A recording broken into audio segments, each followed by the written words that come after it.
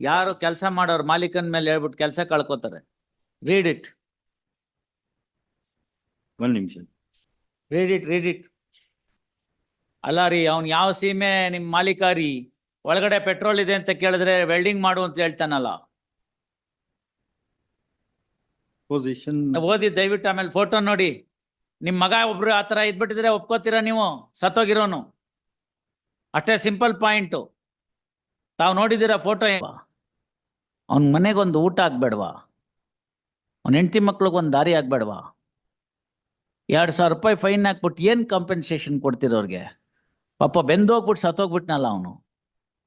ಸಾಯಕ್ಕೆ ಮುಂಚೆ ಎಷ್ಟು ಮೈ ಮೇಲೆ ತೊಂದರೆ ಆಗಿರ್ಬೇಕು ಅವನಿಗೆ. ಅಲ್ಲ, ನೋಡ್ಕೊಂಡು ಬನ್ನಿ ಅಮ್ಮ. Don't brief here. ಕೋರ್ಟ್ ನೋಸ್ ಇಲ್ಲ.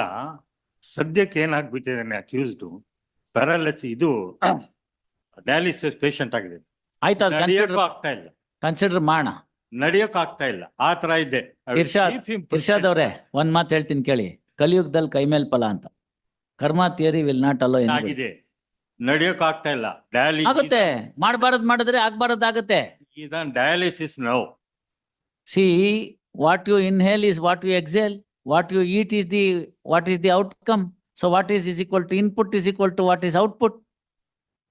ಸದ್ಯಕ್ಕೆ ತರಾನೇ ಒಳ್ಳೆ ವಿಚಾರ ಮನಸ್ಸಿಗೆ ಹಾಕೋಬೇಕು, ನೋಡಕ್ ಆಗ್ತಾ ಇಲ್ಲ, ನಡೆಯಕ್ ಆಗ್ತಾ ಇಲ್ಲ. ಒಳ್ಳೆ ವಿಚಾರ ಮನಸ್ಸಿಗೆ ಹಾಕೋಬೇಕು. ನನಗೆ ತುಂಬಾ ಜನ ಕೇಳ್ತಾರೆ,